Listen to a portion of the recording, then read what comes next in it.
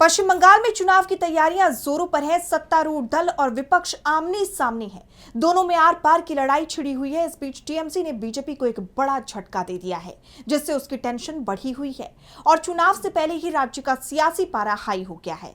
तो क्या झटका दिया है टीएमसी ने बीजेपी को और क्या है ये पूरी खबर जानेंगे इस रिपोर्ट में। पश्चिम बंगाल चुनाव की तारीखों का ऐलान होते ही सियासी दलों के बीच गहमागहमी शुरू हो चुकी है।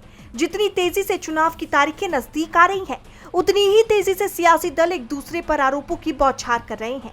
इसी कड़ी में टीएमसी ने बीजेपी पर बड़ा आरोप लगाते हुए एक्स पर पोस्ट किया कि बीजेपी झूठी बातें फैलाने की नीति अपना रही है, बार बार एक ही झूठ बोलती है ताकि लोग उसे सच मान ले। अब खुद बीजेपी के मंत्री हर्ष मल्होत्रा के जरिए ही उनके दुष्प्रचार का सच सामने आ चुका है। टीएमसी ने कहा कि बीजेपी हमेशा से बेरोजगारी मिटाने की बात करती है, इसलिए पीएम मोदी बड़े बड़े वादे भी करते हैं, लेकिन हकीकत कुछ और ही कहती है।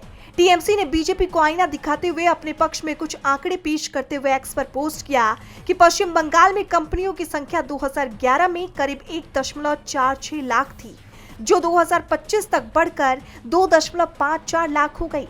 यानी 1 लाख से ज्यादा नई कंपनियां जुड़ी। 2015 से 2025 के बीच लगभग 70,000 नई कंपनियां बनी। बेरोजगारी में भी कमी आई। बंगाल में बेरोजगारी 40% घटी और 2 करोड़ से ज्यादा रोजगार के मौके बने। राज्य में अर्थव्यवस्था भी काफी बढ़ी है और लोगों की औसत आय लगभग 3 गुना हो गई है। ये सभी आंकड़े उसी केंद्र सरकार के मंत्रालय से हैं जो बीजेपी के नियंत्रण में है, यानी डेटा खुद बीजेपी के पास से आया है। टीएमसी ने अपने पोस्ट में पीएम मोदी पर निशाना साधते हुए आगे कहा कि हमें बताएं आखिर कब पीएम मोदी ने हर साल 2 करोड़ नौकरियां पैदा करने के अपने वादे को पूरा किया है। आपको बता दें, टीएमसी के इस ट्वीट के बाद बीजेपी की मुश्किलें बढ़ी हुई है और उसके झूठ फैलाने की नीति पर गंभीर सवाल उठने लगे हैं। अब देखना ये होगा कि टीएमसी के आरोपों पर बीजेपी क्या सफाई देती हुई नजर आती है। डीवी लाइव पश्चिम बंगाल की रिपोर्ट।